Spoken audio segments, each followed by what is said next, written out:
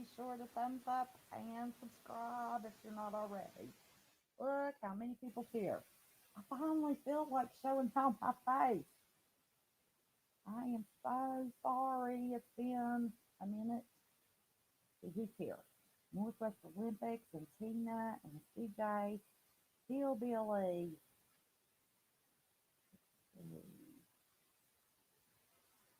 How are you? How do you highlight someone's username or account mod? No, you do that little squiggly at sign. Let me show you. Right. Hillbilly, you kill me with these little asterisks. Oh, wait a minute. I'm not on here. See if it'll highlight you. Right. And no space. You can find my asterisks. No. Oh, maybe there it is.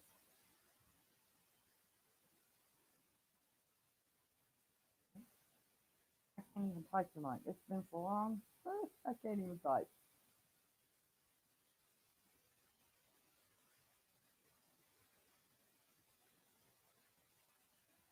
Two L's, isn't it? Look at that. Okay. Does that do it? I hope I didn't get a space in there. Did that highlight you, Billy?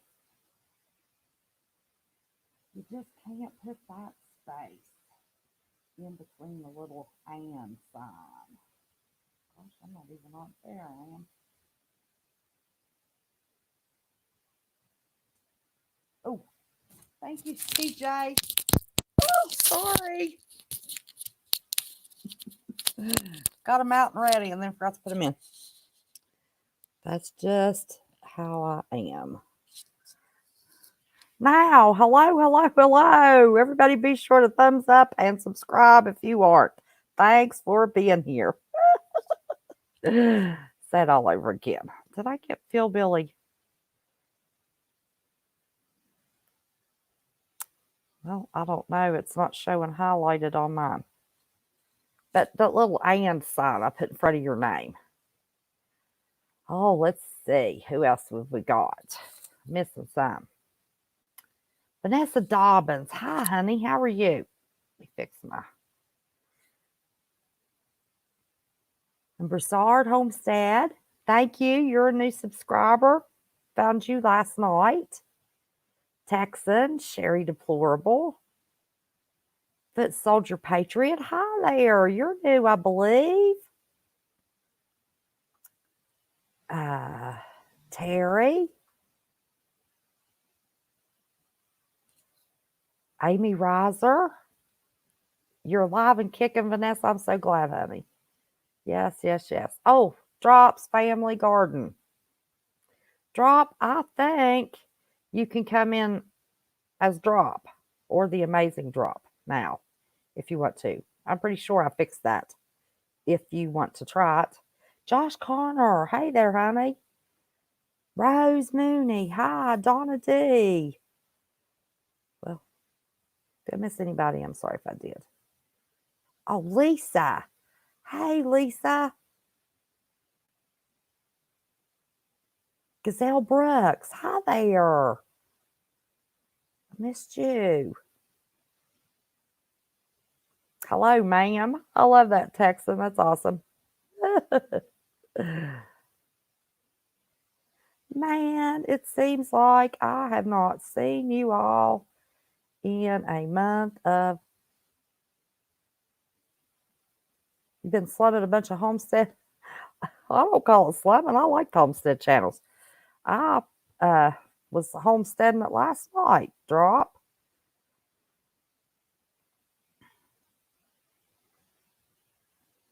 Don't tell anybody I said that. Not me. Hi there.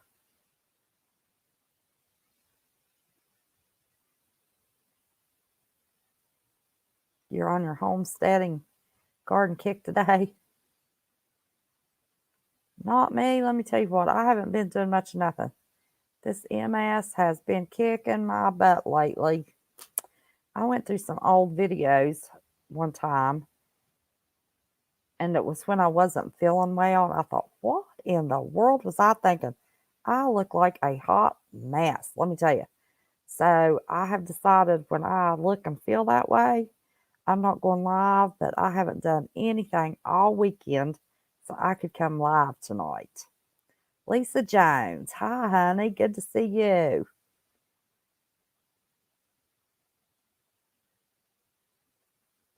Suburban Homestead, Wyoming, hi there. Homesteader, sorry. I'm horrible at reading screen names. You have to overlook me. Can't stay long, still at work. I'll still work to do outside. I can't believe it just now got dark. Hallelujah, praise God. I hate losing that hour of sleep, but I didn't lose an hour of sleep. I just slept later today. Um,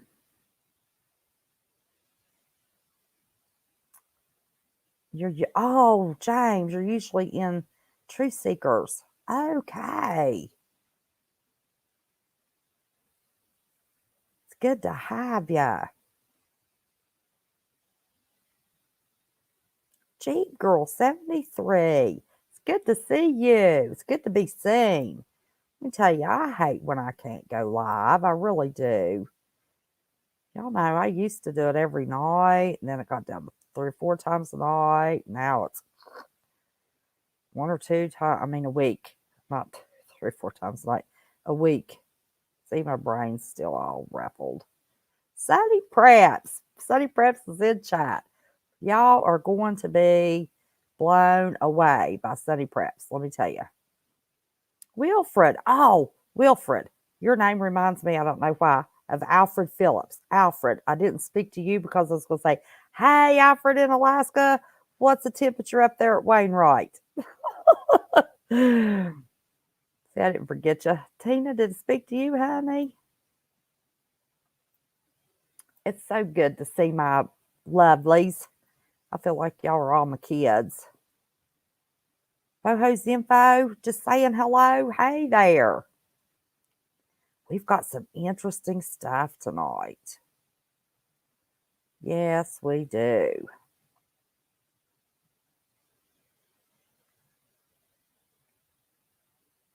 Everybody's a trickling in. I wanted to come on a little early before Sweet Dreams. There you are. Hi, honey. Love that name. Saw you last night. Well, spoke to you in D Live.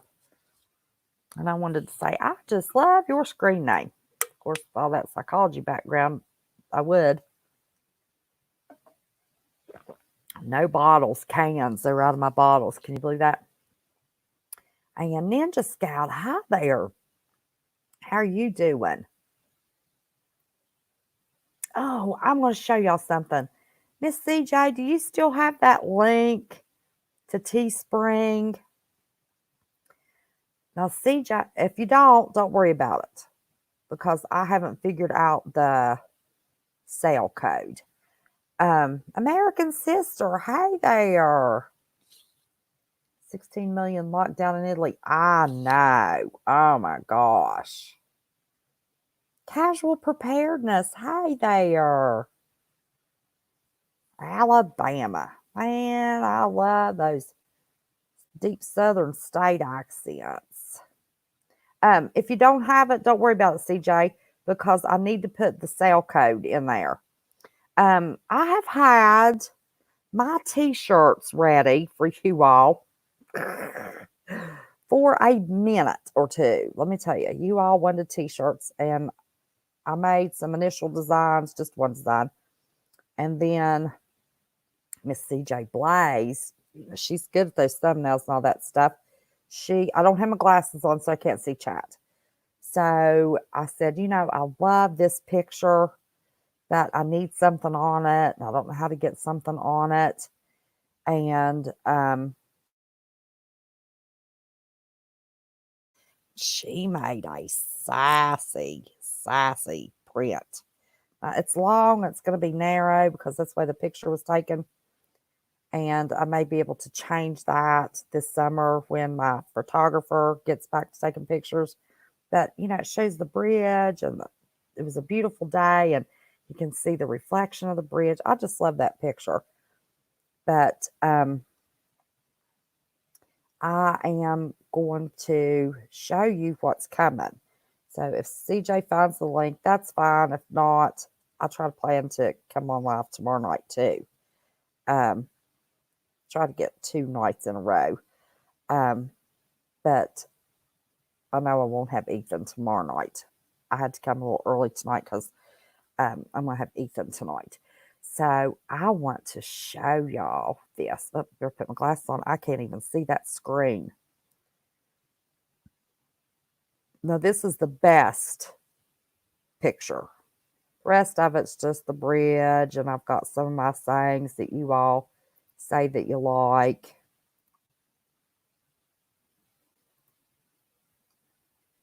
Or used to.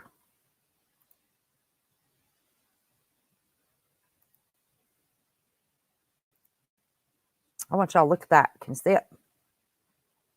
Let me look and see if I got it up.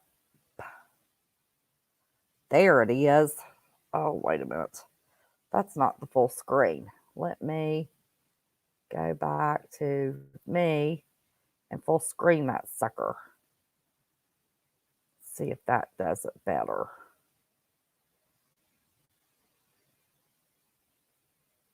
Well,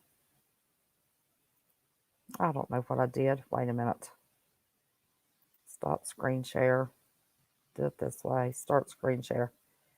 I don't like any of these programs much, y'all.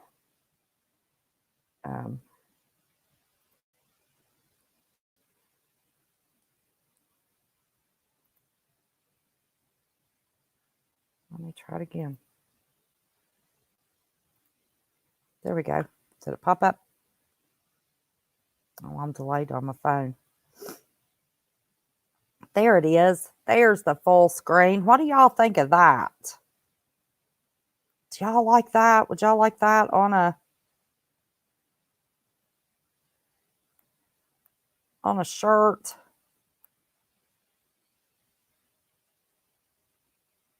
Dual pistols. Yep. I like the dual pistols. Because y'all know I get sassy. I can be a little bit of a pistol. Minus 16 degrees Fahrenheit, Wainwright, Alaska. Oh my goodness. Now, of course, that's not a picture of me. That's just some stock photo somewhere. I wish that's what I look like. Do y'all like that? Lemon Drop. Hi there. Okay, let me get me back on here. We are going to have Sunny Preps on in just a little bit. I want to get her a decent crowd going. But do y'all like that t-shirt? I don't have any of the regular ones that I did. I've got one that says Listen Now, and one that says just WVPM News, and one that says West Virginia Preparedmind.com, and one that says Listen, I love y'all. I don't know, the sayings back in the day when y'all were begging for t-shirts. But now I thought CJ made that one spicy. So, anyway, but I think they're a little pricey. And I saw somewhere on that Teespring that I can give you all a discount. Overbill Automotive. Hi, honey. How are you? And so if CJ drops the link, there it is. Y'all can go in and look at what I already have. Has everything but that one. Okay. I still have to put that on a shirt. There's some leggings, and I think I got the leggings on there. But you look at those, U.S. troops are suspended from travel. Really? Summer Alice, hi, honey. So I've got to put that print on some t-shirts and a hoodie and figure out how to give y'all a discount. So I will do that after Ethan goes to bed tonight or sometime tomorrow. I will have you all a discount on there because I think no matter what good of cotton it is, and I tried to pick good t-shirts and average t-shirts. I didn't want you to buy crap either. But daggone, $24.99 for a t-shirt. It's got a picture of Briz that says, "Listen now, I love y'all." I don't want to pay that much. I don't want y'all to pay that much. JT, how are you, honey? So anyway, I'm going to download that print that CJ so graciously made for all of us. A little spicy. Y'all know I like spicy. And give y'all a discount code. So I can have that all ready by tomorrow's live, but I wanted to give y'all a preview. What video quality are you recording in? 720 doesn't seem to work. I don't know. I have no idea, Paula. I don't even know how to check. My laptop's HP. It's high definition, an HP. I don't know what it is. Paulo, I'm sorry.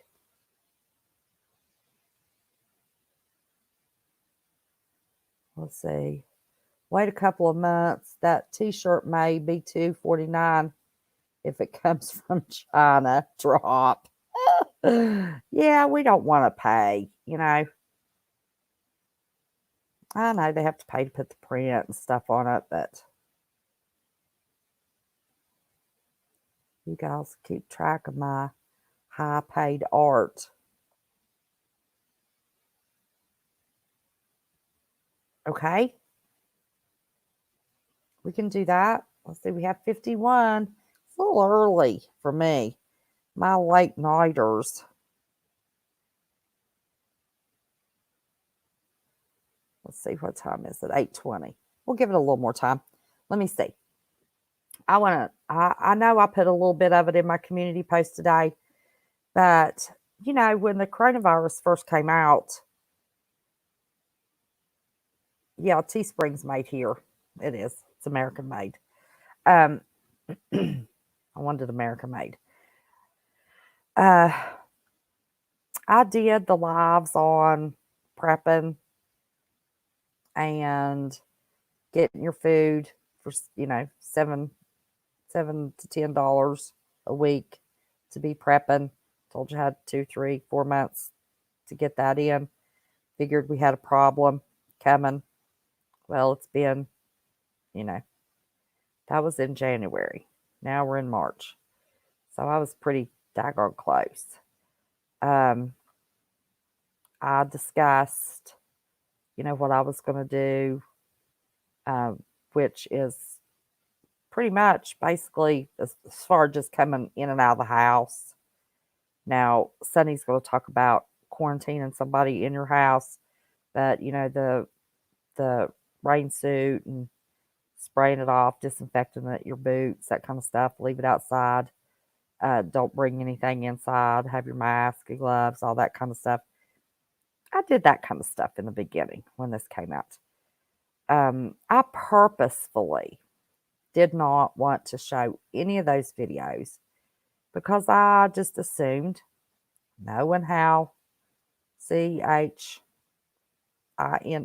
is, that, hey, Trinity, that they would track those people down that leaked those videos, might kill them. And I, more power to anybody that's shown them. I could be wrong.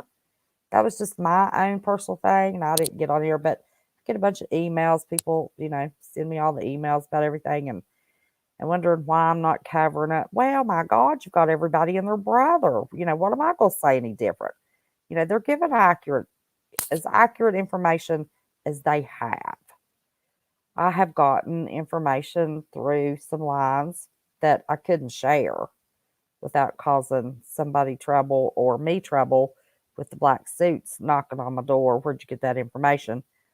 And little by little, it trickled out. You'd have just had it, a few days sooner. B-Man 73. I think that's what that says. I'm trying to watch for new names. But I just felt like we were given as much propaganda out of Wuhan as they could possibly dish. 100 Dredge the Red, hey there. 100% believe we're getting same propaganda here. There are no test kits. The ones that were there were faulty. So now when they say they're looking at somebody, what they mean is they have given them a test. They've tested positive for the virus, but they cannot report it as fact until they send it to Atlanta. The CDC tests it, and then the CDC says, yes, our test is positive also. So, and it's a little up in the air of what they're doing with those people that test positive in the States. Let's see, a little off topic, but I'm still prepping. I would get extra sets of windshield wiper blades, motor oil, antifreeze for your vehicles to keep them at least 3/4 full. Oh, that's a good idea. It's time for me to have an oil change. I just got new wiper blades put on, and I don't drive anymore. I never go anywhere. I'm never out of the house. So that'll do me a good long while. But that is very for people, I don't know. I have, we've got several new ones in here. I have multiple sclerosis. So I have a compromised immune system, and I won't be going out. I figure I'll probably have the next couple of weeks to get out and about and take care of things here. And then I won't be out because we don't know one person who they come in contact with, who they come in contact with, who they come in contact with. And, just because somebody lives in my area, they have people that live all over the state. There's relatives that live in other states, so if they're visiting people, and when I went to the doctor, I had on a mask, had on my gloves, used my Lysol wipes, wiped off the toilet seat, wiped off the seat in the waiting room. So I'm very, very careful, but nobody's going to have to tell me to self quarantine, because if it is true that it is really as bad as they're saying, and I have heard, I don't remember where I heard it, Lord, if I wasn't supposed to tell it, whoever, don't be mad at me, but I'm not going to tell where I heard it because I can't remember where I heard it, that there is not a survival rate at all. It's zero. The zero is actually surviving this virus. And I kept wondering why. Well, if they have people that have made it through and then they say, oh, they can get it the second time, but it's compromised their systems to the point that they're dying of heart attacks. They're not putting that information in the statistics. If somebody over there dies at home, they're not putting that in the statistics. Has to be hospital deaths only. I mean, there's so much crap that has come out about this. But in this length of time, that stuff broke out in December, first week of December, and maybe the last week of November. Can't get the truth. So it's been a while. And hope y'all are talking to each other and not me. Why in this length of time, if they have people surviving it, that's better? Why have we not seen any of those better people? So I tend to believe that zero survival rate. So this old girl's not going out. Nope. We'll be out. So my new oil change, my new wiper blades is going to do me a while, because I truly, truly believe that. You heard that too, CJ? I can't remember where I heard it, but I'm not going to tell. Never tell my sources. Never tell your sources. Then you don't get any more information. And never tell everything that you hear either. If it's pertinent to you and your safety, I'll figure out a way to tell you. I promise you that. I'm not going to keep secrets from you. I'm not going to get all this secret information just for me and my family and not share it with y'all. I'm not going to do that. But, this information bounces back and forth, back and forth. We don't know how much is propaganda. We all know MSM is propaganda, full of it. And then we have some channels that are playing Brandy Weems. Hi, darling. Moon Phase 5. How are you? Christy H. To speak to you, darling? I don't think so. See, hello. But we don't know till it gets here. I've even had thoughts of, is this a FF, Fantastic Freddy, to get us looking in one direction while they hit us with something else? I can't shake that feeling. I just can't. I cannot at all. I've thought from the beginning, of course, haven't been live really and haven't said it. 50 shit, 50 shot if it's even a real thing. And maybe it is.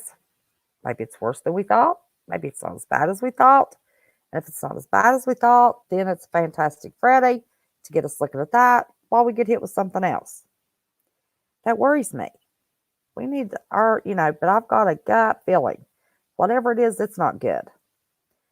I have sent y'all to Green Greg's Garden channel, Green Greg's Garden and Earthworms. He is a rocket scientist that works for NASA that does not buy into the BS. He gives it to you straight. And he was pretty serious. And I've told y'all to watch Alaska Prepper. I hate I had to miss his live today. I started watching it and then got interrupted. I've got to go back and watch his live. He's been putting out some pretty serious videos. He was in the military, retired in Afghanistan. Brilliant watching the money, how it goes. I'm just really, really, really unsure what's going on, but I believe Green Greg, all along, he has said if we have a problem, if they did an EMP or whatever, we were looking at 16, 18 months to 2 years. Now with this, thanks, CJ. I've invited him to come on the show. He dropped his email address, but he's never answered it.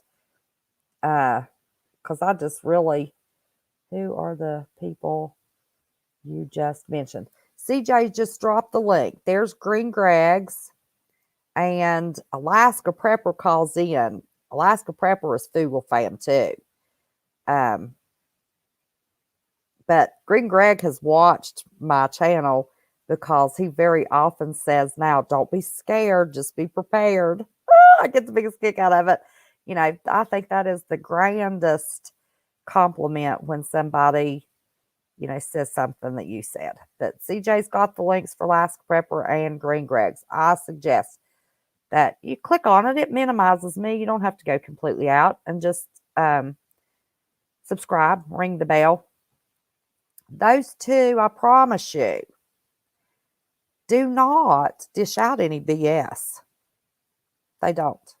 You can take what they say to the bank. And Green Greg was a little flustered, had a long day last week, and decided it was important enough to go live. And he said this might last 2 to 5 years. Let me tell you, everybody that's making fun of all these, I'm not going to go fight anybody, for God's sake. And I'm not going to go fill up my cart and leave nobody with nothing. I go buy each week a couple of packs of toilet paper. You daggone Skippy, I want at least a year's worth of toilet paper. Salads and toilet paper are two of life's conveniences I don't want to do without. Now, how do we know because somebody has a cart full of toilet paper that they don't already have preps? I've heard several say, I haven't even seen a can of green beans in those carts. Okay. I've gone a couple times and bought toilet paper, a couple of 12 rolls, big, huge 12 rolls at a time. And the last time they had the little toboggans and gloves that fit Ethan. I had that in my cart and had a pair of house shoes in my cart. I didn't have any food in my cart. I've been prepping for years. Don't need to have a can of green beans in my cart. Didn't have enough toilet paper. Still don't have enough paper towels. Hoping I have time to get paper towels. But by the end of this week, I hope to have at least a year's worth of toilet paper. That's one convenience I don't want to do without. If the last 2 to 5 years, we're screwed. I'll be doing without it. I'll be going to the, you know, the good old fashioned way, corn cobs or leaves. I think I'll choose leaves. I'm not going to use no corn cobs, like the old people did. Hi, Richard. Baby wipes. Yeah, I don't have enough baby wipes either. My next little, hopefully we've got time, is baby wipes and paper towels, batteries and light bulbs. That's where my holes are. Really want batteries, but I really want that toilet paper too. So I'm gonna do the toilet paper, then I'll do the batteries, then I'll do the paper towels. Um, but I really think I'm pretty good on food because and Drop is in here. I need to mention, um, I don't ask y'all for any money. Never have, never will. But on 2 occasions, Drop's Family Garden has sent me 2 $50 Amazon gift cards through email. And the first one I bought seeds. And last week he sent me one because I told him it's going to have to wait till next month. And he sent me a gift card and I ordered grow bags. And I'm going to start things at my patio door in the grow bags. And then my son and I don't use my back deck. Never do. It's a little woodsy back there, and we tend to have some mosquitoes. And I don't like the mosquitoes. They make me sick. Hey, Murphy's Law. So we're going to turn the back deck into a greenhouse. But thanks to Drop's Family Garden, I can go ahead and start that project this week. So, Drop, I appreciate that. And Drop can tell you I didn't ask for that. I wasn't mumming, begging, trying to be pitiful. I'll never ask y'all for money. But anything you ever do is appreciated. But Drop's the only one. Love his heart. Me and him talking. He worries about everybody being prepared.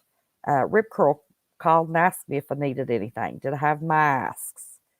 So, there's just some of those guys have extra stuff and they're just sweethearts. So I was very appreciative of him doing that for me because I would have had to wait it and it might have been too late. Oh, yeah, I've got powdered milk, honey. I got a grandchild. I've got powdered milk. Yes, Helen. Hey, Helen Dixon. Yes, Drop has been good to me. Southern Mercy. Did I speak to you, honey? Murphy's Law. I may have a line on a case of 95 masks. Well, let me tell you, before you go out and buy 500 N95 masks, wait till you see what Sunny Preps has to tell you. Okay, we got 66, and it's 8:36, so 6 minutes later. Hey, Barry, did I speak to you?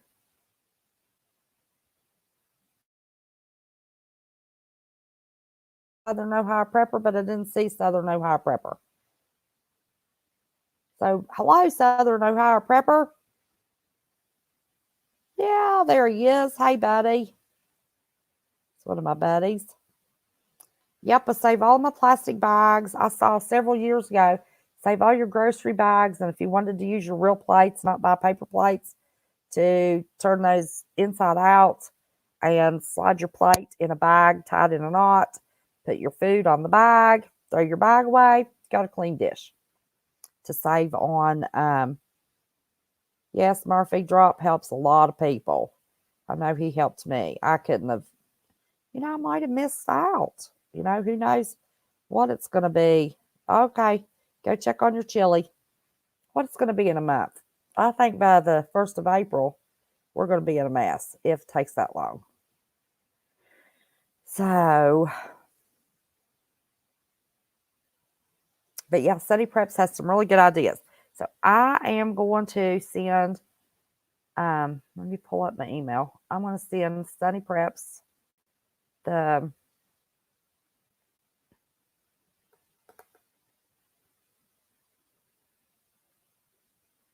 the link and get her on here since everybody's wanting to talk about some prepping for this, and this is what we're talking about anyway.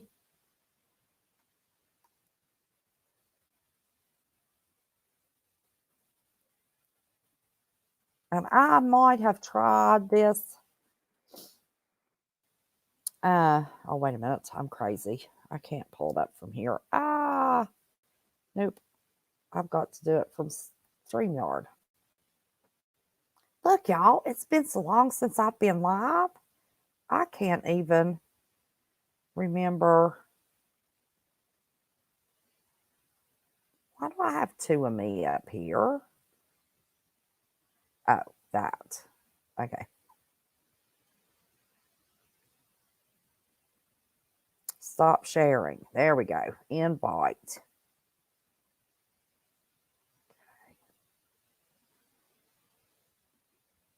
Getting out of the hang of going live. Sunny, this is coming from my Gmail account, honey. So you may not recognize it because I really don't know what name it comes in. To be honest with you.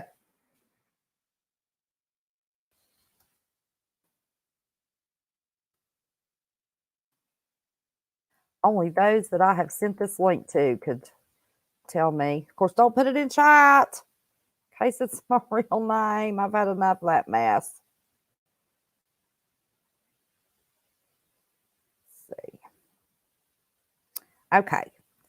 It came from a Gmail account.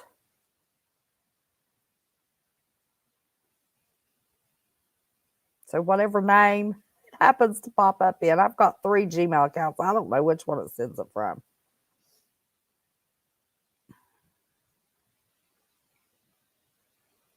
Equine Prepper. Hi, honey. Haven't seen you in a while. Heard you call in tomorrow, though. Miss Brandy Weems. How are you? Seen you in several chats lately since I've been live. And sometimes I just stealth watch. Sometimes my hands aren't working good enough to text, and it just is hard for me to type. Miss V. Curtis, you want to order some vitamin C?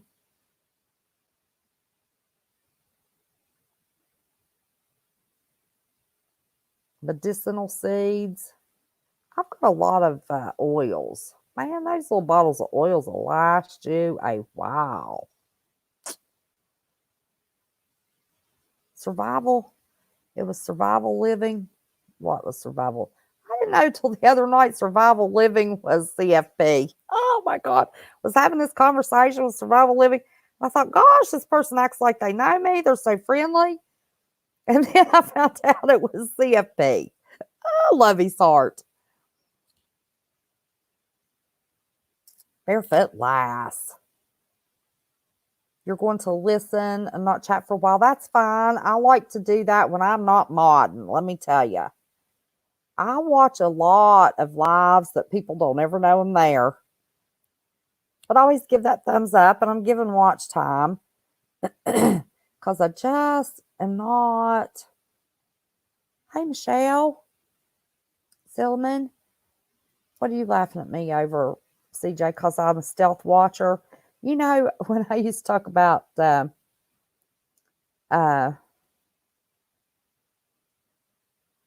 when we were trolled to death, and I said some of my trolls were stealth watching, I got bombarded with emails. I watch you and I don't chat, but I'm not a troll. No, I'm not a troll either. I just like to set it and lay back and listen. Okay. I don't want to be looking. My eyes have been funky ever since.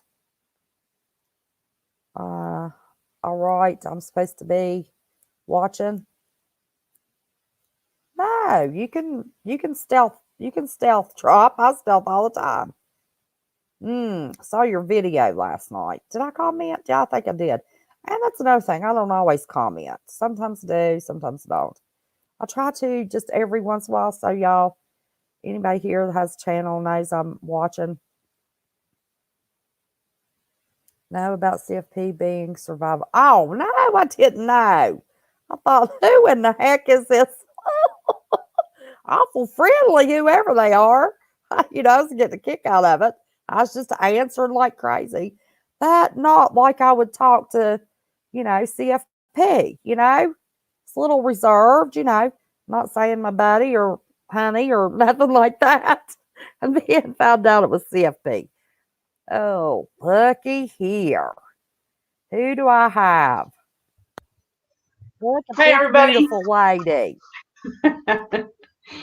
Can you hear Get you me? on a better screen. There you go. Yeah, I can hear you. Okay. Good. Everything worked. Yes, it did. You'll That's have to good. tell me later what email that comes in. Okay. I will. If it's not my channel. If it's not my channel, No. then okay, well Yeah. then I know what it is. So okay, Okay. we got that. But I just happen to think, gosh, I don't know what email that comes in. Okay, listen, y'all. Believe it or not, I am going to shut up because Sunny, if you all have not checked out her channel, I I want you to tell what you do. But now she has got a video about quarantining a room in your house, just like she worked in a lab. You have to see that video. And she is a brilliant woman. She has got an awesome personality. And let me tell you, she's going to be one of our real quick up and coming in a hurry channels. So I want y'all to listen to what she says. There's no doubt that you're going to love what she says and her sunny personality. And then I want you all to show her the Google Love, the West Virginia Prepared Minds, whatever channel love. We've got a mishmash of just everybody. My channel's not is not all Marfugal. So I want my bunch here to show the love and love mob this wonderful woman and take it away, Sonny. I am going to shut my mouth. I promise. I'm going to even take me off the screen. See if I Well, can feel get you free to jump full in with screen. questions. Did you Feel free to send me jump an in with any questions. Go did you ahead. send me did you send me an email? I didn't. I didn't Okay. because I was busy trying to study ahead, trying to catch up on what they're talking about, the latest Listen, I'm never things that are going short on. for words or talking, so I may come up with something. I might have questions, Yes. and Or I'm if going I to don't have try my to glasses on, I won't be able to see what they're writing in the you chat. do your So, thing, and if we get any questions, I will tell you. Okay? okay. I'll watch chat Okay. for you. Well, let's just start out with what are the symptoms of the SARS-CoV-2 is the name of the virus, and COVID-19 is the name of the syndrome that you get when you have the virus. And I think everybody knows that the symptoms are, dry cough, fever, general malaise, and it can develop into difficulty breathing. However, when I started diving more into the symptoms, some people felt nausea and had diarrhea before the onset of the fever. Not everybody has the fever. The fever can come and go, or it could last the whole time. We originally heard, actually, until just recently, I had heard that kids aren't getting it, but the latest study is showing that kids are getting it at the same rate as adults, but they are generally showing a lot less symptoms. It's a milder case. But they can have a runny nose and a stuffy head, and some people even have sore throat, which is unusual, but some people have sore throat. Because originally I was saying that, if you had stuffy head and runny nose and stuff like that, you probably didn't have this. But now you could still have that, even if it's just or if it includes all the upper respiratory as well. It's unusual, but it can include it. So I wrote some notes because I wanted to make sure that I caught everything. You can go to the cdc.gov and you could spend hours on their channel trying to find information from the CDC. Now, I know we wonder if we can rely on the information from the CDC, but right now that's the best I can do. I actually used to work for a branch of the CDC I worked for NIOSH, which is under the CDC's umbrella, when I was in graduate school, and I was in the microbiology department of NIOSH, which is actually in West Virginia, in Morgantown. And so since then, I actually, I'll let you know some of my background. I was a high school biology teacher for a while, but I always knew that I wanted to go on to graduate school and do research. So then I went into genetics, and today I would have gone more into molecular biology or biochemistry, but that wasn't as well known as a career option back then, which I'm dating myself, it was quite a while ago. And I got all of my classwork done except one class, and I was working on my thesis material, my dissertation material. But I realized I wasn't in the right place to do what I wanted to do. At the same time, I got married and decided to start my family. I was getting close to 30, very close to 30. So I wanted to go ahead and start my family. And I realized I wasn't quite where I wanted to be anyway. So I left. Now, since then, I've taught high school again at the International Baccalaureate level. And I have worked in a stem cell research facility. Now, that was adult stem cells, not embryonic stem cells. I feel like I have to say that every single time. But it is important to me that it was adult stem cells. And when you work with stem cells, you have to work in a very clean environment, and you have to go in and out of the clean room, which is what we eventually developed, a full clean room to grow these cells. And you go in and you gown up and you put on the booties and you put on the masks and the face shield and everything else. And the intent there is you are protecting the cells from all the stuff you have on you. So, but you can apply some of that knowledge to protecting yourself from things on the outside. And most recently, I worked actually at a major, perhaps the largest medical diagnostics company in the world. And I worked in the virology department, where we actually tested for flu and coronavirus and a multitude of other things. And our department was doing molecular testing. So we did the PCR testing for coronaviruses that they knew about before this new one. And the testing is pretty much the same. They had to just find different, what they call primers, so that it distinguishes from all the other coronaviruses when it is amplifying the RNA. Well, they use the RNA to make DNA because DNA is double-stranded, so you can amplify that through this process they call PCR, which is a polymerase chain reaction. And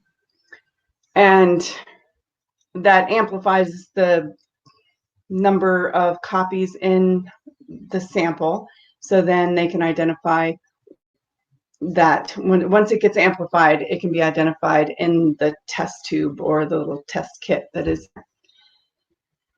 So I was trying to read up, I've heard a lot of people complaining about why the US hasn't been testing and why they're not sending out kits, and how is China testing for this, and they're doing roadside testing where they're testing people in cars, and why aren't we doing that, or why can't we do that?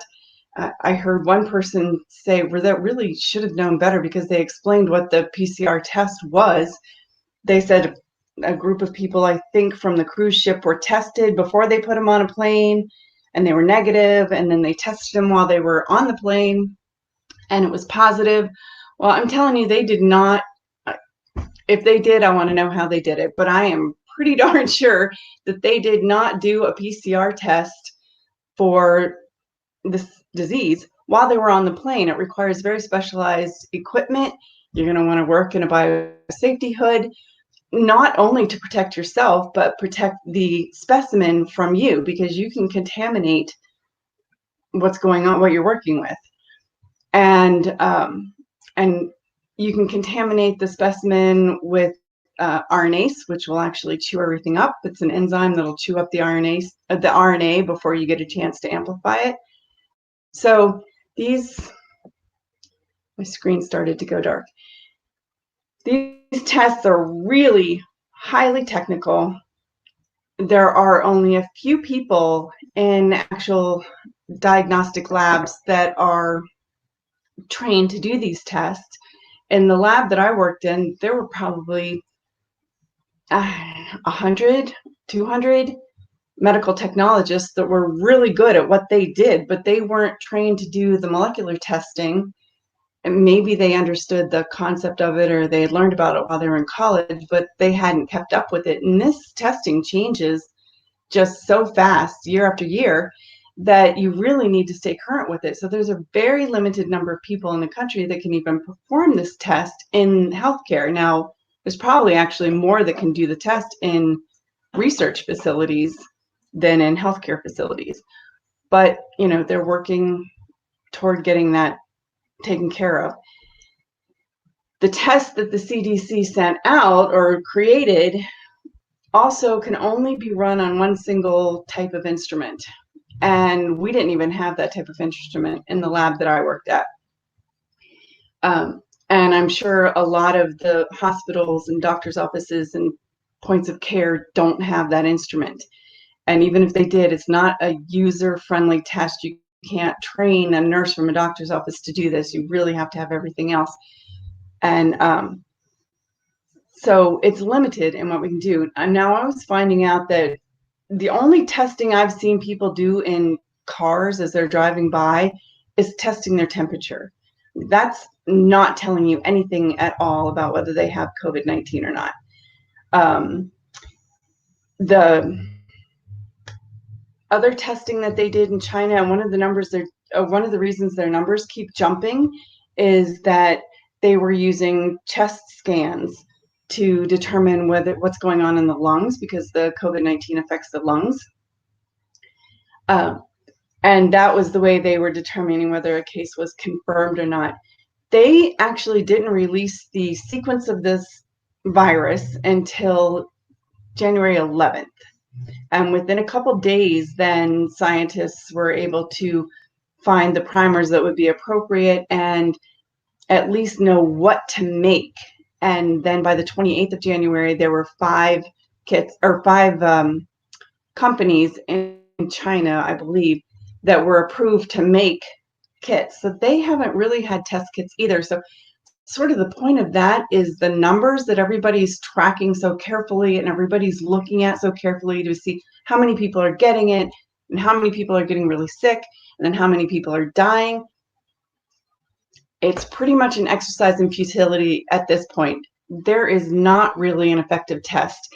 I honestly believe that the CDC's test that they're putting out is probably the first really effective test out there. And they are even doing that under an emergency use authorization, because normally these tests are validated over and over and over again in different situations. And if you even move the instrument from one side of the room to the other, you've got to revalidate your instrument. So none of that's going on. And on Alaska Preppers Live today, I heard him mention you don't want to buy the first year of a new car make and model because they need to work out the kinks. Well, this is the first year make and model. There are going to be kinks and they're going to have to be worked out. So it is going to take time until we can rely on any of these numbers whatsoever. The problem is the virus is spreading so fast that it's surpassing our ability to create the tests and to manufacture the tests and distribute the tests and to test using the tests. So it's really spreading very quickly. So my thoughts, and I really have no real reason to believe this, except that, go ahead.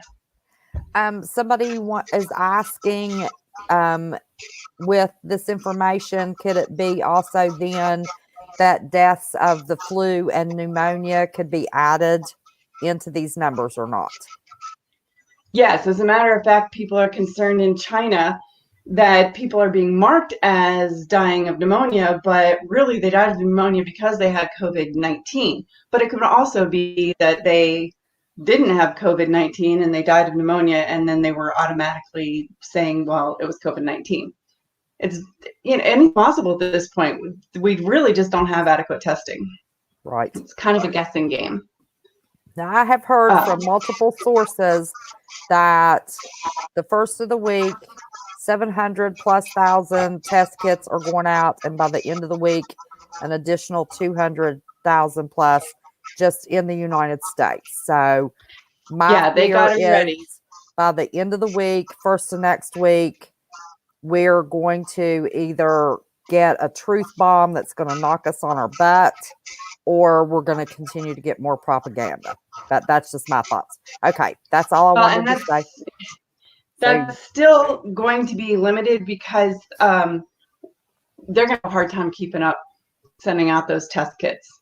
And the people working at from what I could see, the instrument that they're doing this on can only run, well, it's 96 at a time, but some of those 96 on that plate are going to be used up with controls. So they can only run, 90 maybe or less at a time. And then it takes them an hour to run on that machine. Now, a given lab could have 5 of those machines, but you can still only run so much at one time. So in an 8-hour shift, how many are you going to get done? The Department of Health in Oregon announced this week, I saw their live news brief, that they've got a test that shows positive, or when they get the new test that shows positive, they can only say that it's a potential case. It cannot be confirmed until it is retested by the CDC. That's going to take time. Yeah, but at least they have an initial screening that they can do on their own. Right. So that's progress. Yeah. Okay, back to you. I just wanted to get that question to you. That's fine. Good. Keep that coming. Yeah, a lot of the numbers. And the thing is, there's a huge number of cases that will not even be reported to medical authorities because the clinical symptoms are so low or none. You can have this and just have almost no symptoms so that you don't feel sick, but you're spreading it to everybody else. And a lot of people that get it will just feel like they have the common cold, according to the numbers that we're getting so far. Again, can we trust any of those numbers? We don't know. It'll take time to figure those numbers out. But according to what we're hearing, there are people that are testing positive, but don't have any symptoms. Nobody says what test they're using when they're testing positive, but that's just something we're going to have to figure out as we go along. So obviously you've all heard that other health problems, age, lung conditions, heart conditions, high blood pressure, even thyroid conditions, even pregnancy can be one of the things that makes you more susceptible to having a severe reaction to getting this disease. So those are all things to worry about. And let me see where I was. Sort of lost my train of thought with the testing, but the whole idea is it's a very technical test. There's only a few people that can really do it. There's more than a handful in the whole country, but it's a very small percentage of the people that can perform this test really accurately and get reliable results. So it's a good thing that they're retesting several times to make sure that it's working accurately. Now, I also wanted to cover what I think you should do if you feel sick, because I don't think that the best course of action would be to run to the doctor's office or a hospital, because those places, even before SARS-CoV-2, were full of germs. And if your immune system is being compromised by a viral infection, and there's really nothing the hospital can do for you, I wouldn't necessarily go running to the doctor's office or the hospital, especially since there could be someone sitting in the waiting room next to you that is actually positive for SARS-CoV-2 or that has COVID-19, and you really just have the regular old everyday flu. You don't want to give your flu to them, and you don't want to get their COVID-19. So stay away. Actually, the new bill that was just passed and signed by President Trump includes stuff. I don't know. It includes provisions for what they call telehealth, and there is Teladoc is the company that my insurance company had us call. You could just call them up. You could say, listen, I've got poison ivy. I was out doing yard work. They would actually just send a prescription for whatever to your local drugstore, and you just go get it. You don't have to see the doctor. You don't have to even walk into the drugstore because it had a drive-through. That'd be great. I don't know if they're going to be able to do that with COVID-19, but at least they are talking about having telehealth available so that you can get advice and maybe prescriptions or maybe things to do, or when is it bad enough that you do actually need to go into the hospital. So that is a great idea. It's a very good thing. You might even have a virtual interaction with your doctor. So that's good. And then you stay home. You need to be in, you or anybody in your house that is sick, they should be in a bedroom by themselves. If your spouse gets sick, you really probably should not sleep in that room with them while you're sick. Before you get into the quarantine, they're asking if you can have the COVID-19 and the flu or another virus simultaneously. Okay, I haven't heard any specifics on that, but I know from testing in our lab, we have found people positive for both flu A and flu B at the same time. So I'm going to say it is very possible, especially if you already have one. And then one of the actual things that people have talked about on CDC and on the news and things like that is while you have this and you're immune depressed, you can get even bacterial pneumonia because you're not able to fight it off. The viral pneumonia, pretty much, I believe, is the COVID-19, but they talk about getting viral pneumonia and bacterial pneumonia because you're immune depressed from having this. So, yeah, probably. Okay, so back to trying to isolate somebody in your house.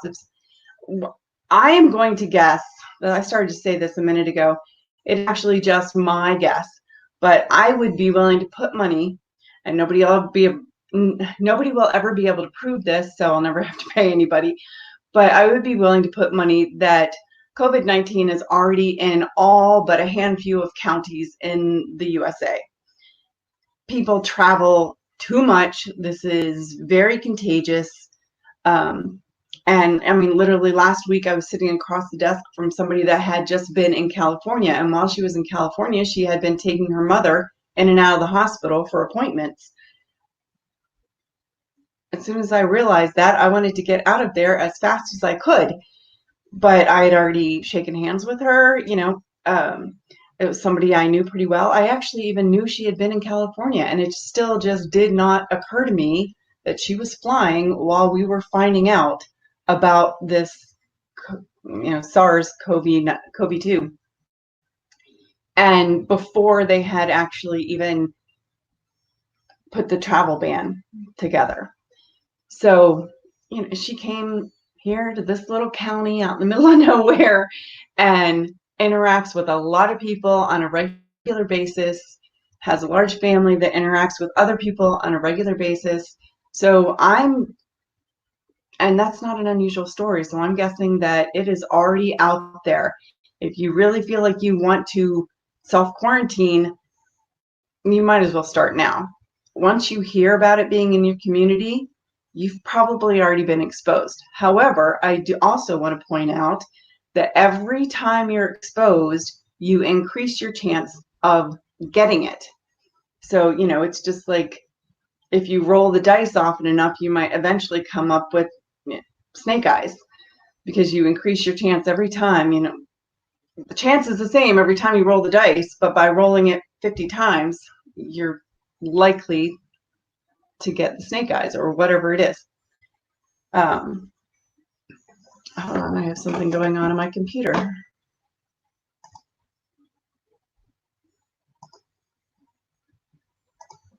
Okay.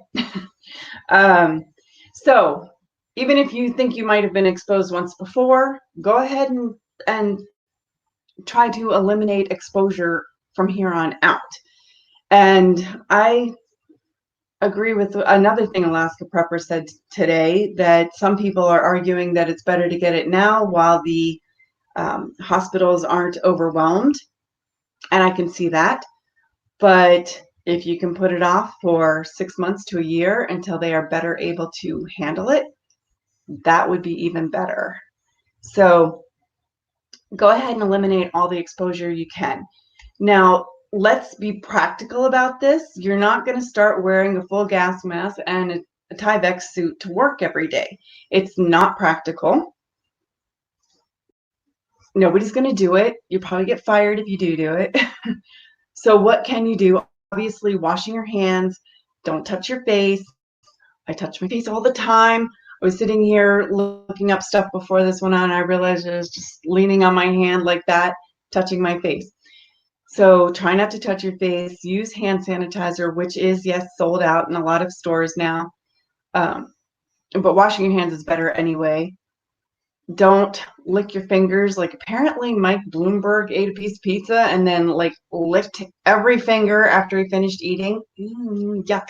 So wash your hands before you eat, so that if you touch your food, you have clean hands. I would start avoiding going out to eat. Honestly, you don't know the people that are making your food. Even if they don't know they're sick, they could be shedding virus onto your food. So limit as much social activity as you can. Don't go to large places. Try to eliminate eating out. Don't shake hands when you do have to go out. People have started doing an elbow bump. That's a good idea. Let's see. They keep talking about the masks. Now, I do want to point out that obviously it helps. The healthcare workers, you know, are wearing the masks to protect themselves from other people. But those hospital masks are really designed to protect, especially the surgical masks, they're designed to protect the patient from the doctor. The patient that is laying in surgery, cut open, is the vulnerable person in an operating room. And the doctor has just natural flora and fauna that would make that patient sick if his flora and fauna got into an open wound. So the surgical masks are designed to protect someone from who is wearing it. That being said, if you use it properly, it's not going to hurt. Now, I have seen so many people on TV adjusting it all the time. Well, the more you touch it, the more likely you are to negate its value. And then they'll take it off and then put it back on. And again, that's really reducing its value. The N95 has significant, you know, there's research that shows that that does actually significantly help healthcare workers not get infectious diseases from their patients. And in my video, I show an R95, which I found in the cleaning section at Walmart, right next to the mops and the bleach and stuff like that. I picked it up, looked it up right there in the aisle, Google. And it's just an N95 mask on steroids, basically. It helps filter out petroleum fumes and bleach fumes, apparently, because that's what it said on the package. So N95 and above does help. The surgical masks, I would have them around to put on the patients that get sick. So, and if you just wear them, if everybody wore them prophylactically, so I just start wearing it in case I'm sick, I'm not going to make everyone else sick, then it would really help slow down the spread of the disease. But you've got to have an awful lot of them for that. Okay. So, isolating at home, have someone in a separate bedroom. It would be great if they had a separate bathroom. You have everything they need in their room so that they don't have to come out and mingle with the rest of the family. If at all possible, unless you're really freezing cold, like it's probably still in Alaska, have a vent fan in a window so it is exhausting air out of the room. This creates negative pressure in the room, and that's actually one of the things they do in a hospital. If you have a negative pressure in the room, when you open the door to go in to help the patient or give the patient something, or when they have to come in and out to go to the bathroom if they don't have their own, then air rushes into the room instead of rushing out of the room. So the cleaner air, or their germy air, stays in the room because the flow is into the room and not out. Now, in a lab, we actually have the opposite. In our labs where we do the PCR testing, we have positive pressure rooms, and in the cell culture rooms, we have positive pressure rooms because we don't want any nasty things from the environment rushing in to mess up our tests or our cells. So the pressure in the room is good. Now, if you're going to create a negative pressure in the room, you've got to block off the heating ducts and the return air vents. That's important. Use a HEPA filter in your furnace because you're not going to get them all when you block it off. You're not going to block it off completely. So use a HEPA filter in your furnace. They're not too expensive. I think I found them on Walmart.com for just a little over $10 a piece. Let's see, if you have an air filter that has a HEPA filter in it, put that maybe just outside the room with the patient or in the room with the patient, either one. If it's outside the room with the patient or outside of the room, then it can sort of catch things as they might come out. But inside the room, it just reduces the number of droplets and viruses that are in the room. The other thing is that viruses are susceptible to heat. So even though you're blocking off the heating ducts, you need to keep it really warm in the room. So you're going to want a space heater in there to keep it really warm. Now, you guys can go back and watch the video, so I don't really want to go over the whole video, but when you're entering, I chose to pick up a rain suit. It's got pants. I can put them on if I really needed to. I do need some disposable booties, which I hadn't thought of at the time that I did the video. You're going to want to put booties on when you walk in there so that you can take them off and throw them away. Have a trash can by the door for the caregiver so they can throw away items that they've used, including their gloves, and one by the bed that the patient would use for tissues. Now, what Kim was talking about right before she disappeared off the screen for the first time was if you have one N95 mask or our mask, actually try to get at least a few so that you can cycle through them. But if you have the mask on, you can put one of those antiviral tissues either on the outside or the inside of the mask. It was almost too big, or the tissue was too small to cover the whole outside, so I thought the inside was a lot better. That is just an extra layer of protection. The antiviral tissues, have something in them that kill the virus, and so that just helps prevent anything from getting into your nose and mouth while you have that in there. I chose to sort of say that I would take off my coat, my gloves and my coat, and spray it down with Lysol, and I would leave it hanging in the room with the patient because it is contaminated, even though you're spraying it down. Now, if the patient can't tolerate that, oh, there you go. Is this what you were, did you do this already? I meant. I was just talking about that, the antiviral tissues. Yes, and I decided when I heard you do that, I threw my headphones off, and Sunny's the reason I got on Amazon and ordered 18 boxes of these so I can make my masks last longer. So it was 18 boxes for $20, and now it's 18 boxes for uh, almost $40. So, okay. Holy cow. Proceed. I found some at Target.com, I think was the best price that I found when I was looking. Pennsylvania Prepper, got them from Sam's online. Oh, okay. So, That's good. Okay. So Yeah, I they're took still my out headphones there. out and ran and got those. So I knew that's what you had gotten to. I wanted everybody to see them. Okay. Yeah. I'll shut up now. But that's good to have in the room with the patient as well, because then, it's just helping to contain and kill the virus faster. Although what I read on the CDC website is that most viruses will die on a tissue pretty darn quickly, maybe even like 15 minutes. And it's because the tissue sort of absorbs all the moisture out of it and dries the whole thing out. So one of the things you could do with your mask is line it with the antiviral tissue. Now, the outside of it is still going to get contaminated. So what I decided to do when I came out of the room, I sprayed it with Lysol and then set it aside where nobody would bother it. And then I could have that again either later that day, or really it would be better to wait a couple days and use a different one in the meantime. So you could sort of cycle through and you wouldn't be using the same one, more than maybe every 4 days or so.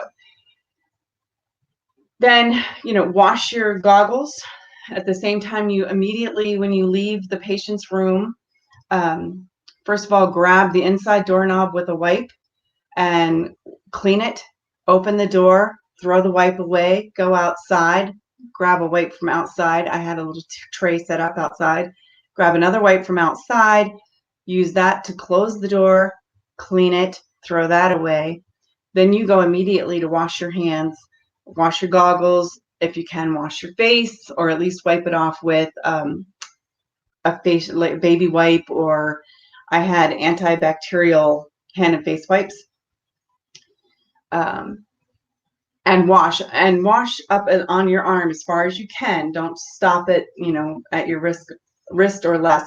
And that's true anytime you wash your arms or wash your hands. Wash up your arms, because we tend to touch things if we have our hands leaning on a computer or a desk or a table or anything like that. Our arms are getting contaminated as well. So now there is some controversy about how long this virus can live on surfaces. And as a matter of fact, research is being done on that. Since China did not send us, this is one of the things that's frustrating, China didn't send us copies of the virus, a sample of the virus, which happens all the time. Research labs and CDC offices and things like that, they send viruses through the mail. Yes, it happens.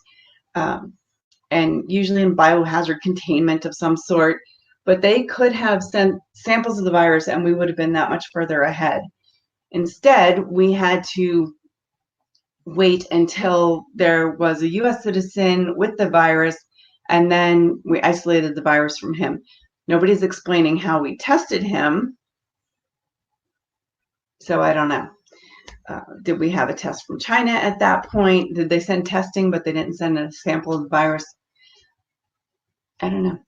So, but they isolated the virus from him, and then they were able to make enough copies to then distribute it out to a lot of different research facilities.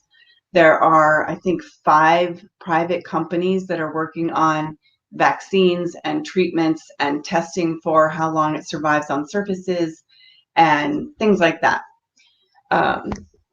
Now, there's been a lot of controversy. I looked very closely at a study that talked about SARS-CoV-2 but did not include SARS-CoV-2 in their chart. because, you know, they probably didn't have the virus to test either. And SARS-CoV, the one that broke out, I think, a few years ago. I think it was actually about 10 years ago now. That one, under the best conditions, one variety, or what they would call phenotype, of that virus survived up to 9 days on one type of surface. And it had to sort of be just perfect conditions, perfect everything.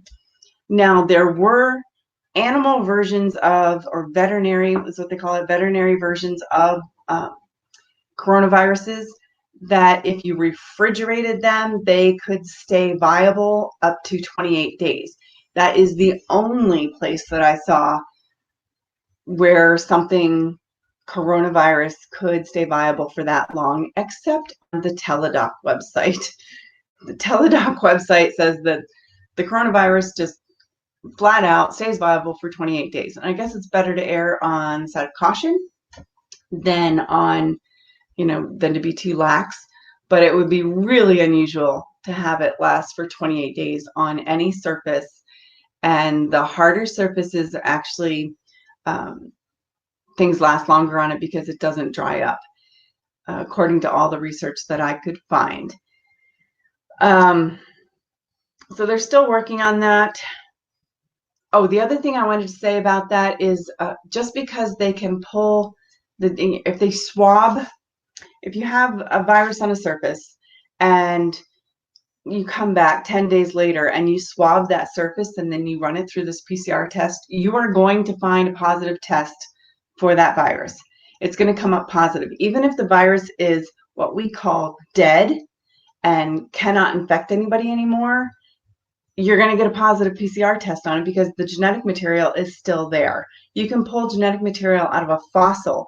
I just heard earlier today that when we started to really understand what a virus was, they went somewhere where Spanish flu victims had been buried in permafrost, and they dug up the graves to find out if it was really a virus that killed them, because, of course, at the time that the Spanish flu was broken out, we didn't really understand what viruses were.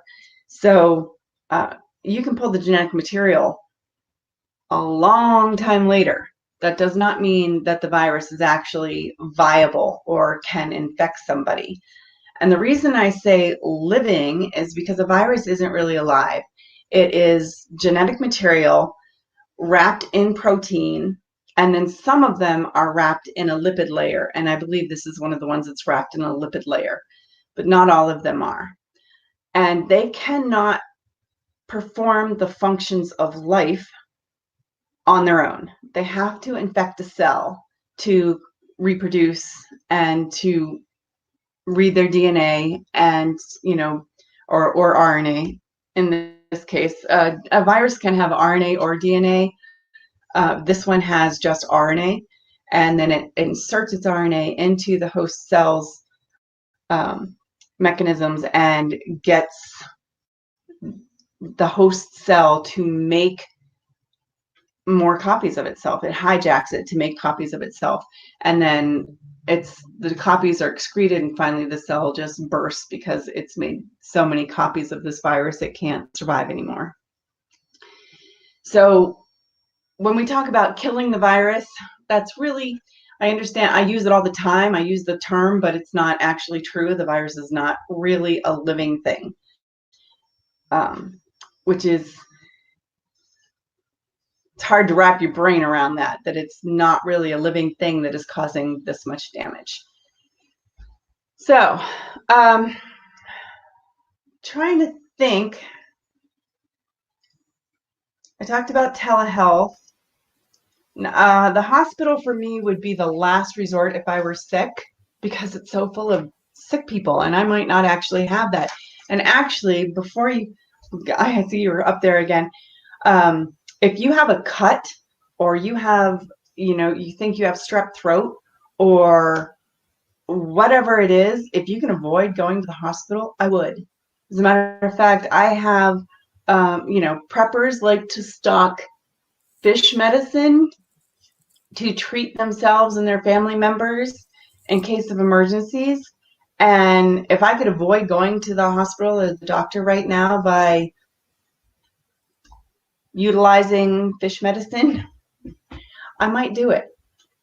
Oh, we talk So, about fish mocks on this channel all the time. I've yeah, showed them what it looks like. I know.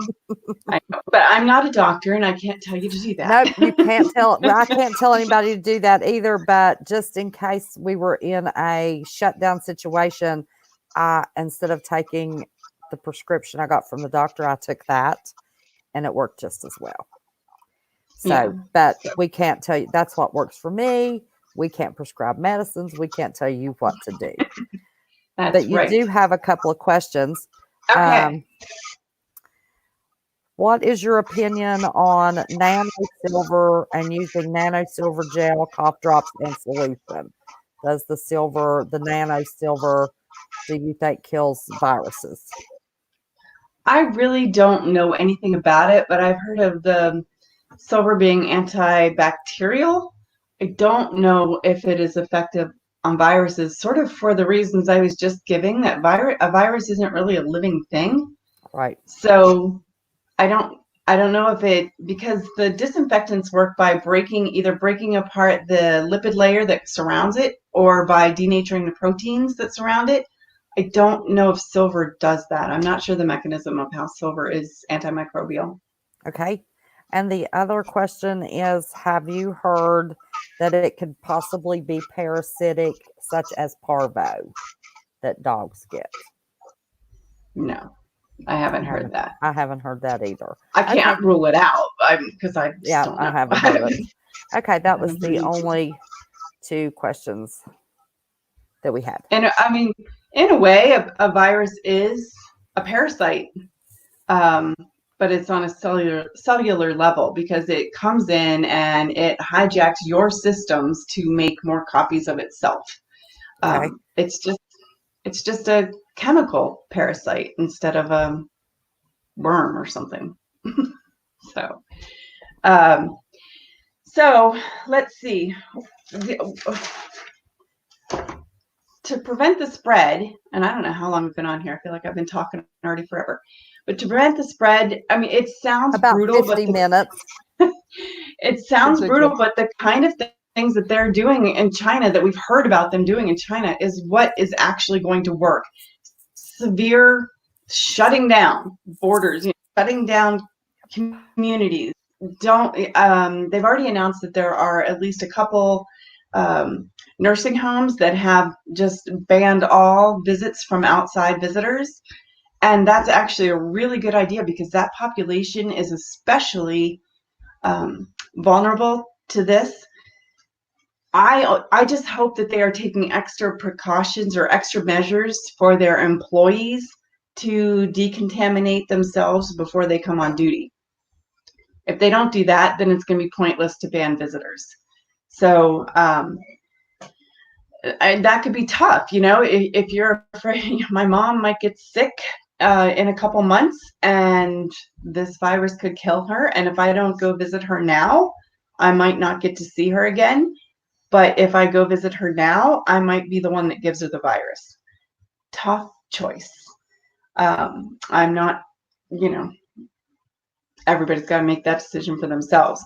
But even if your parent isn't in a nursing home, you might want to eliminate visiting them or really reduce visiting them, visit over Skype or something like that. Because if you're out and about in the world and you're going to work every day, your kids are going to school every day, or you're going to the grocery store, blah, blah, blah, blah, blah, and your parents are pretty much homebodies because they just don't have to go to work, they don't have to go to school, they pretty much just stay home.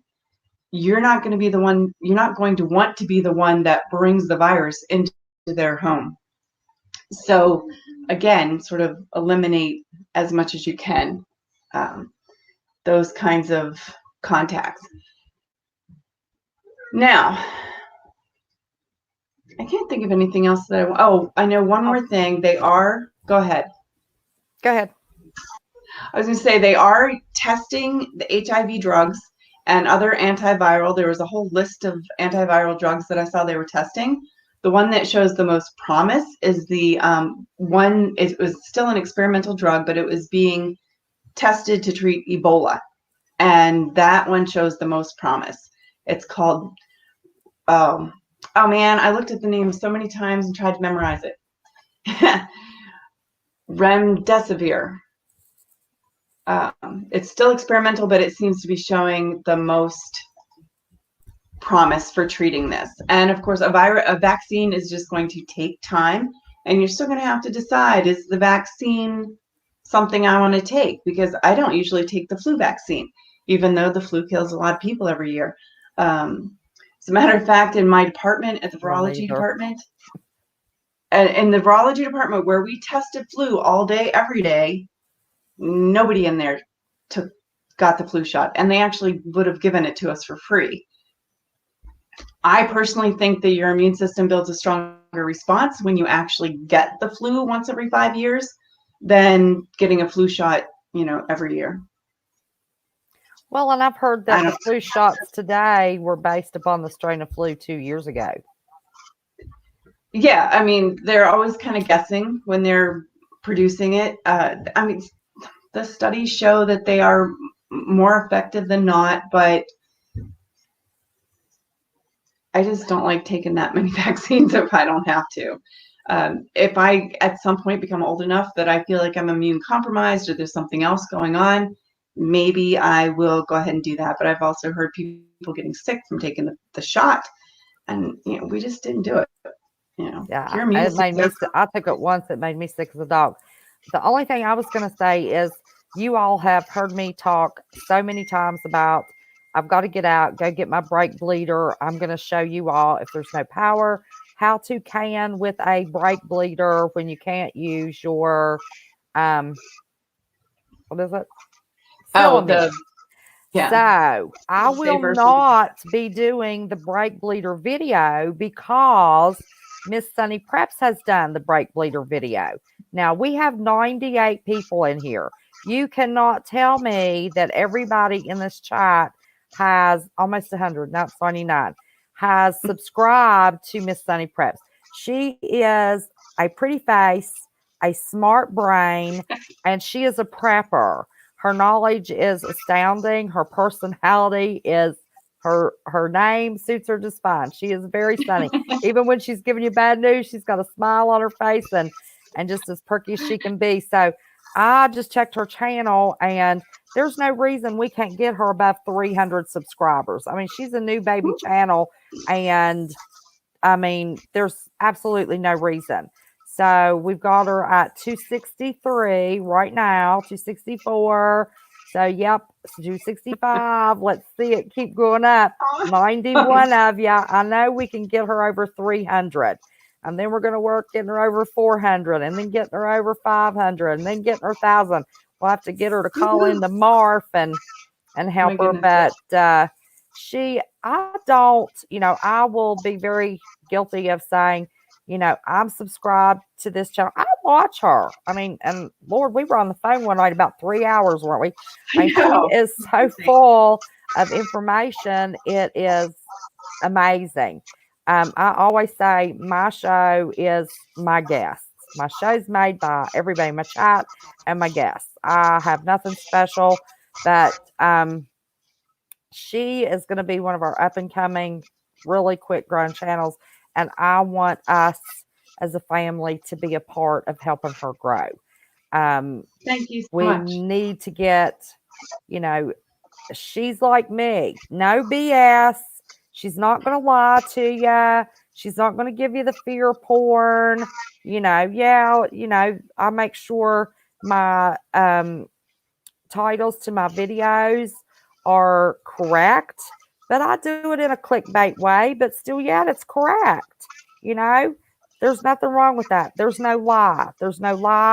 My channel, I love truth bombs. Makes me spicy when I get to give a truth bomb. So, we love Sunny. She's part of the family. She's supported all of us for a very, very long time.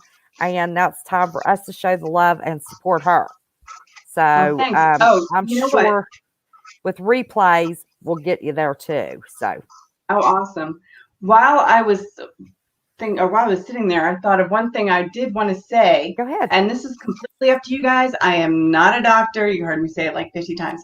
But when I get a fever, I don't treat it if I can help it. I wait until, I've had 103 fever before, but I think it's even recommended not to treat it until you're over 101. But I don't treat it until I just can't stand it anymore, because your fever is your body's reaction to that invader, and it is trying to denature those proteins. When I was talking about how the antiseptics kill the viruses,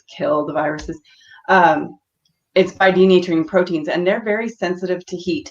So if you heat them up, then they get denatured and they die. And that's the whole point of you getting a fever, is to kill whatever is invading your body. So if you knock down that fever, it's like you having soldiers on the battlefield and then just tell them to all lay down and take a nap. Don't do it. But again, some people can tolerate a fever and some people can't. And you might want to check with your doctor before you do that. Call Teledoc. But I try very hard not to treat a fever until I just can't stand it anymore, because that's one of your best defense against a virus. Now, I can't think of anything else medical unless you have thought of a question. But we also promised that I was going to tell them about what really scares me about this. Yeah. Come on, guys. We're at 279. Oh, my gosh. We're 21 away from 300. I've got faith in everybody, especially any of my rerunners. Okay. That's what probably yes. was the, yeah. Let's talk about what scares you most. It's 20 till 10, and I've got to go get that baby at 10, and I hate cutting you short. Well, no, that's fine. I don't need to talk that long.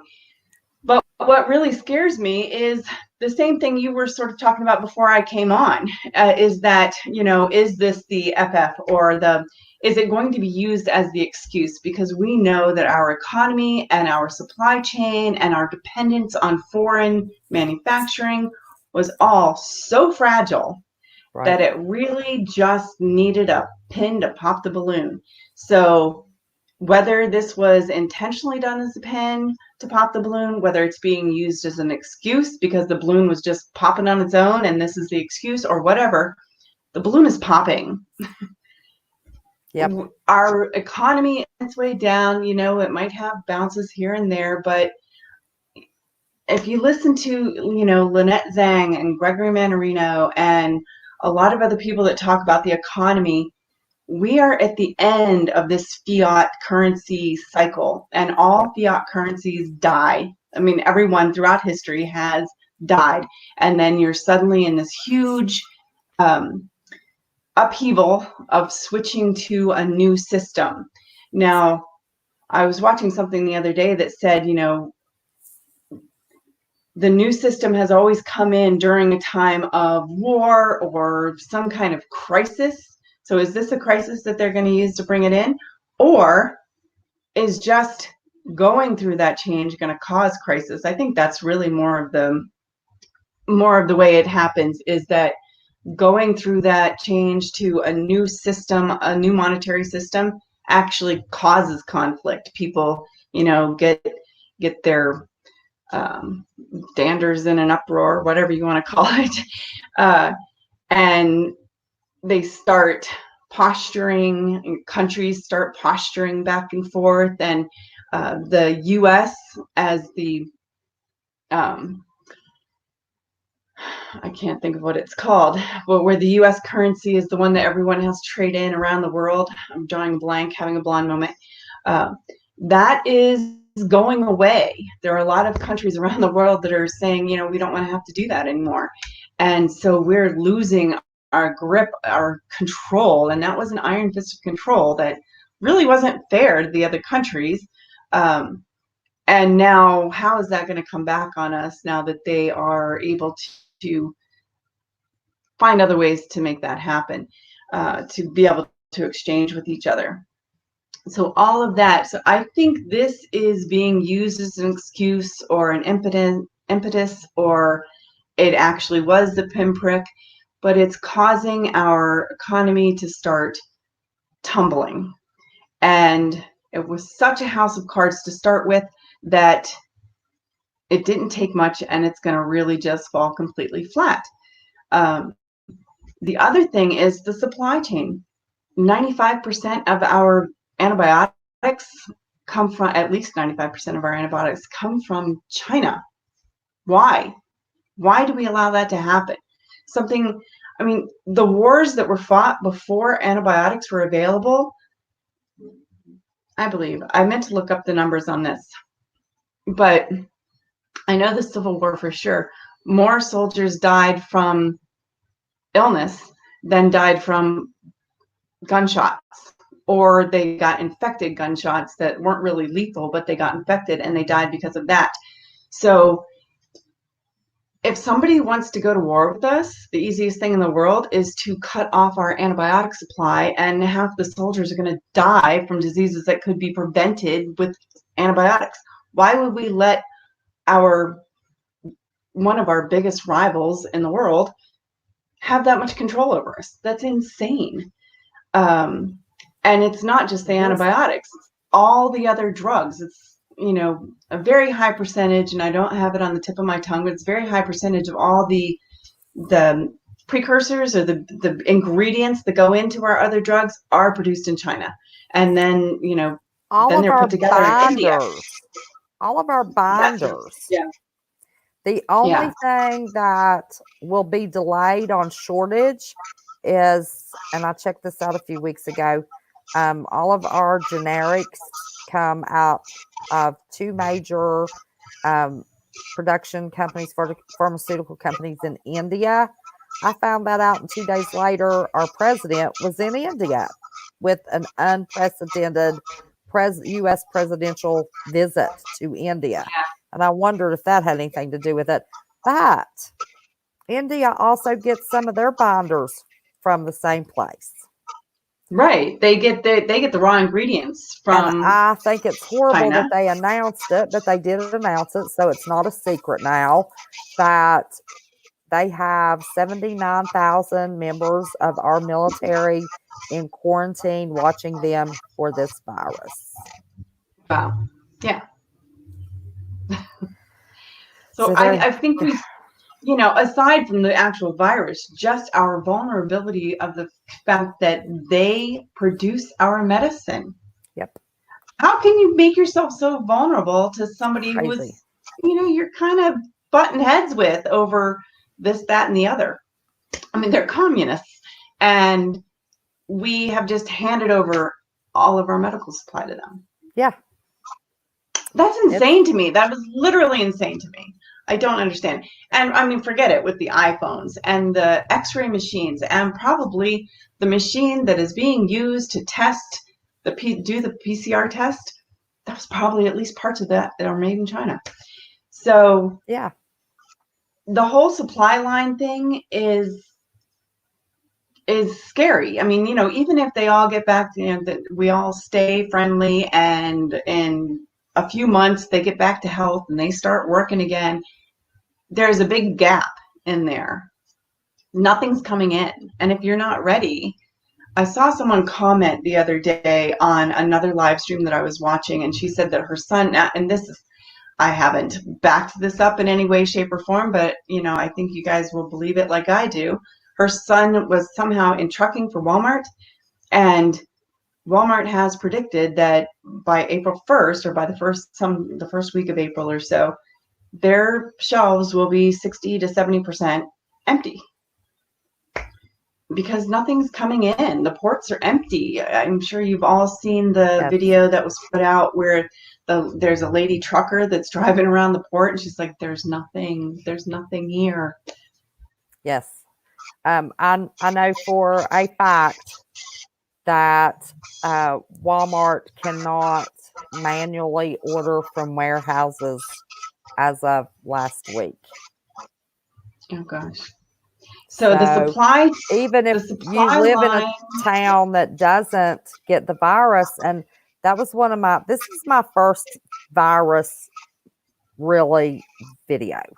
I did a video on sanitizing, that kind of thing. I did a video about our supply chain, and Bones came on. I asked him to come on. I used to own a trucking company, and then that's right. Bones literally drives now, so I understand our supply chain. If it's not coming from the ports to the warehouses, it can't go from the warehouses to the distribution center. If it can't go to the distribution center, trucks can't pick it up and take it to the stores. So our mass panic very shortly, I fear, even more so than the virus itself, is there's not going to be anything to buy. Right. Yeah. And just because of a lack of supply, even if we have money, even if they give us helicopter money, if there's nothing to buy, we can't spend it. Right. So the economy crashes. So that is what scares me about this. If everything else were completely healthy, the virus would go through society. We would have probably a lot of deaths. We'll have a lot of recoveries if the numbers that we're hearing are accurate. And we'll figure out the vaccine, and we'll figure out a treatment, and we'll be fine. Yes, we'll lose people, but we'll be fine as a society.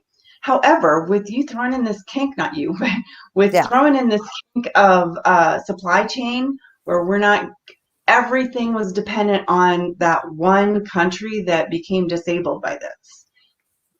Right. Just knocks everything out. There's nothing coming in the port of LA, which China owns. That's not a secret. And then drop maybe is the one. Somebody told me that there's very little coming in the port of Savannah. I believe it. So, so much of and what then with worrying about, does it live on surfaces or not? They're just now getting some of their factories up and going. But I saw a video on a live last night that somebody showed that a factory worker killed over on the factory floor. So, they're pushing, things a little bit, too fast, too soon. So, I don't know. It's a mess. But that, that's one of the answers to, everybody that's so puzzled about people going and grabbing up toilet paper. We don't know how much of anything is going to be left on the shelf. Where do they make toilet paper? I don't know where they make toilet paper. It's made by Procter and Gamble here in the United States, but where do they get their supplies? Raw materials, yeah. I don't know. Where did they get their packaging? That's something the Prepared Mind was talking about. Is even if the widget is made in the States, the packaging might be made in China. Right. So, are they just going to stick it in a plastic grocery bag and start mailing it out, to fill their orders? Yeah, but we are way too reliant on this one. Even if we were, still reliant on everybody else, but just like, okay, a little bit here in China, a little bit here in, the UK, a little bit here in Germany, whatever. Then if one country fell, we wouldn't have completely lost everything that goes on our shelves. Excuse me. Bless you. Where's I didn't mean to bust everybody's eardrum. Well, here was our sign. That comedian that goes, here's your sign. Here was our sign when the Ruskies shut themselves off and made themselves completely dependent upon no one. What did they know? Yeah. And I understand you try to have good relations with your allies and this and that and the next thing, but my God, I have said all of my adult life at any point in time, the loans that China holds, the products, they own so much real estate here, they own the port of LA, that my grandchildren, if time goes that far, could very easily be speaking Chinese instead of English, I've said that my whole adult life. And then right now, here we are. This is the proof. Mm-hmm. It's craziness, absolutely craziness. But even if no one in this country got sick, we'd be brought to our knees. Yes. Well, and I wanted to tell you, I got a news break about Ted Cruz. Let me see what that thing was about. He has been, Senator Ted Cruz announces he'll remain at home this week after a brief, it doesn't matter. They'll say, oh, I'm pregnant. I only had sex one time. A brief encounter. How stupid is that? You know, the news kills me. A brief interaction with a coronavirus patient at CPAC, for God's sake. And they're still doing campaign rallies. You know, I mean, this is making no sense. None of this makes any sense to me.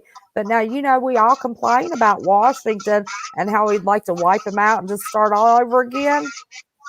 Well, you know, if they're going to CPAC and, you know, traveling all over the world and, you know, doing these campaigns and, you know, having the possibility of, you know, not wearing the condom when they have sex, so to speak, you know, and wondering how they get, you know, somebody pregnant.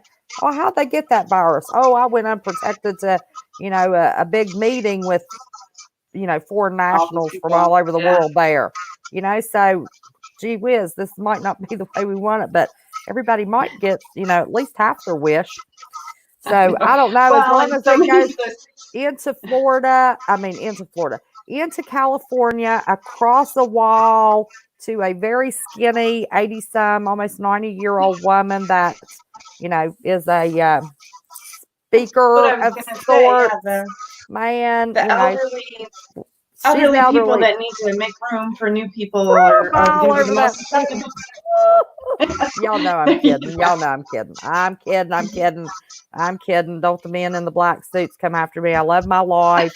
I love my family. I love my world. I love my YouTube channel. So no, I have no plans of hurting myself. If anything happens to me, y'all make sure there's an investigation. Well, listen, sweetheart, I need to go. You are welcome on any time. If you want to come back and, you know, do a little weekly update with us for a little bit and keep you growing, we would love that. Everybody, wouldn't y'all love to see Sunny come back? Man, I'm telling you, she makes my brain look like real mush. So, yeah, we'd love to have you back as this unfolds. You know, because either in a week we're going to have quadruple numbers or they're just going to continue to creep up. And if they're quadruple numbers, we're going to have some real truth. If they're just barely creeping up, we got some more propaganda going on. So, see, everybody's saying yes, yes, yes. They want you to come back. So, good, thanks.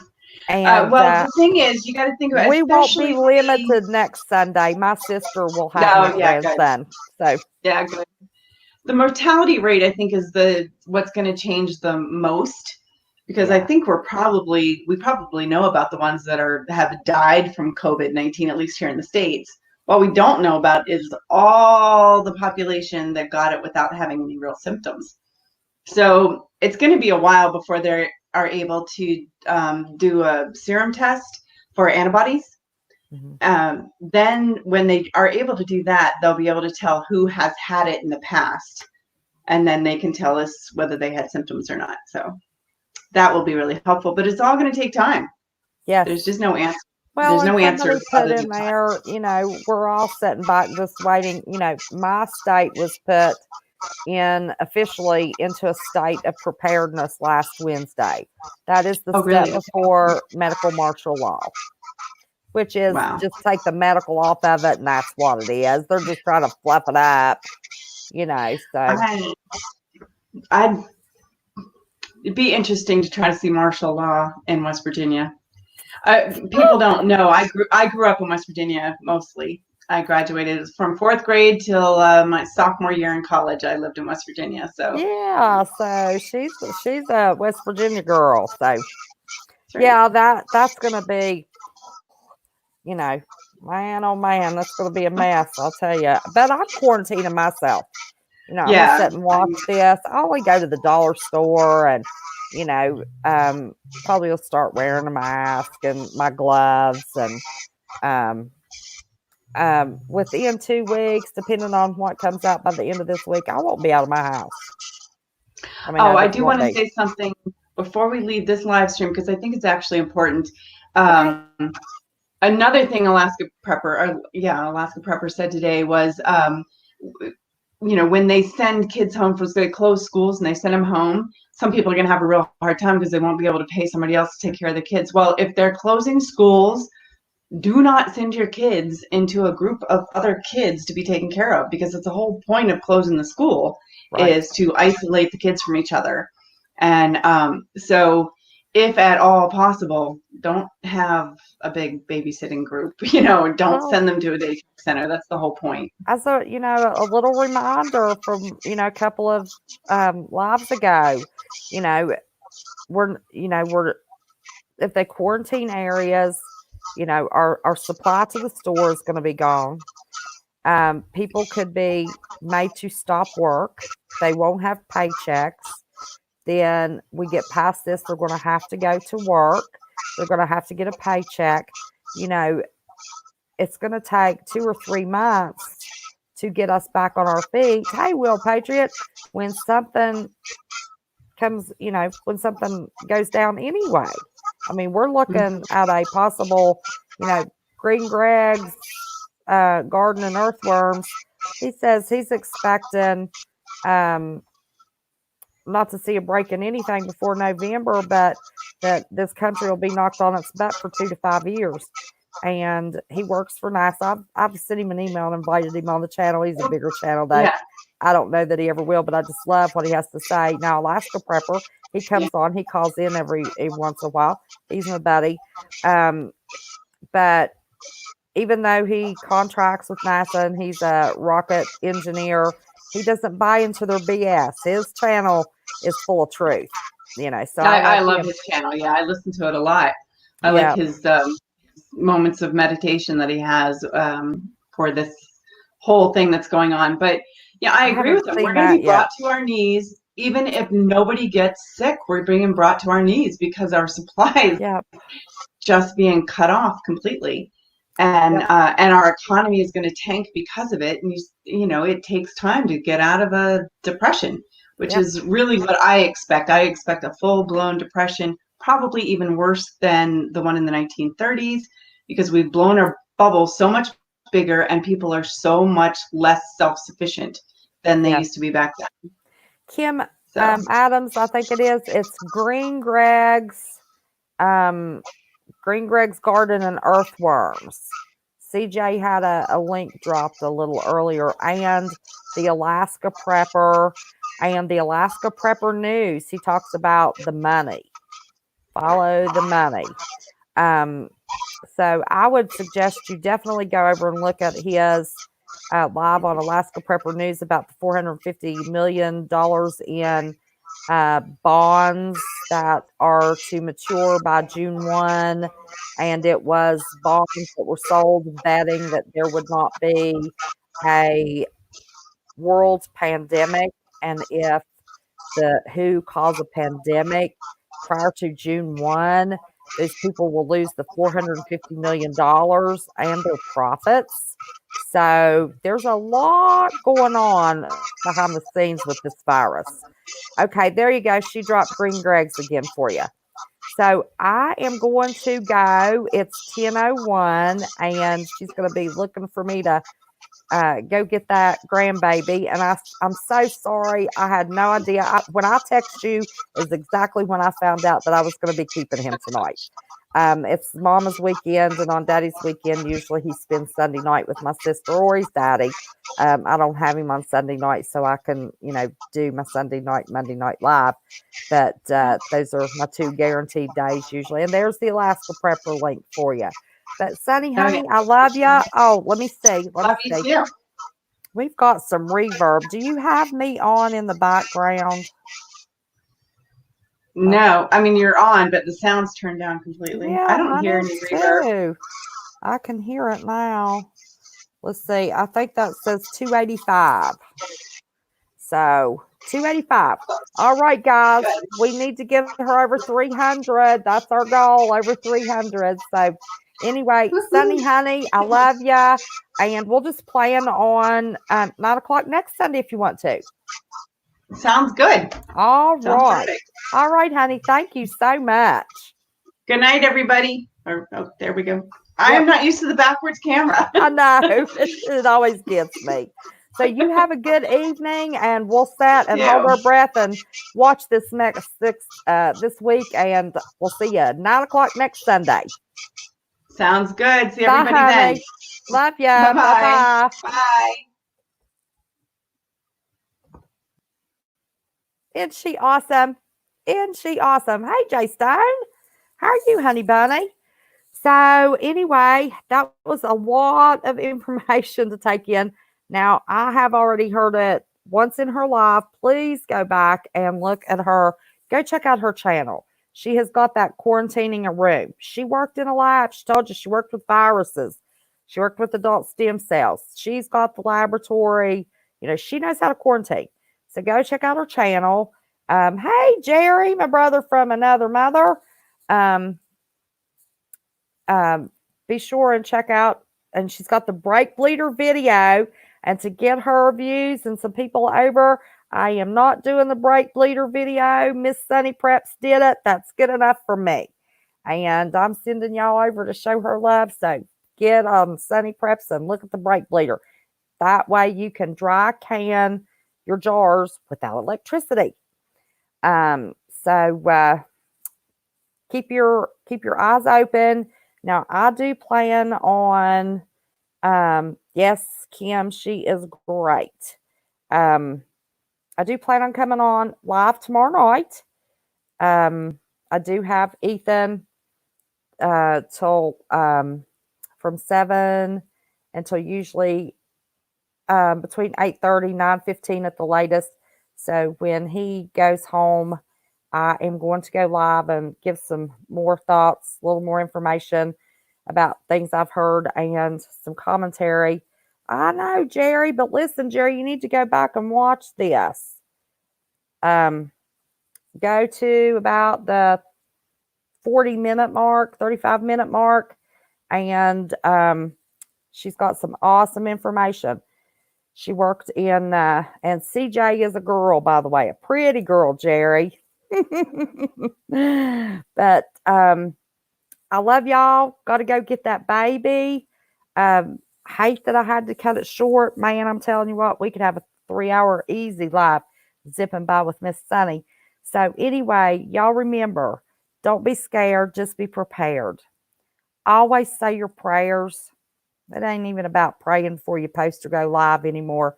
Right now, it's a praying for our country and each other. And always remember, I love each and every one of you. I appreciate each and every one of you. Appreciate the time that you give me. And we just learn together, stick together. We have each other's backs. But always in any day, no matter what your situation is, pray, put on the armor of God, and have some common sense. Don't just say, "Oh, I'm covered in the blood, wearing the armor of God. Don't have to make a move." God also expects us to have some common sense. If we have a tumor and He has given a surgeon the brain to study and know how to effectively remove that tumor and save your life, then He had somebody to have the brain to make antibiotics in a little petri dish. We're supposed to use them. So there's all kinds of things that means we use our common sense as we plead the blood of Jesus and put on our armor of God. So having said that, love you very much. And I'll see you sometime tomorrow evening between 9 and 9:30 at the latest, hopefully. And thanks for joining us. Love you much. Bye-bye.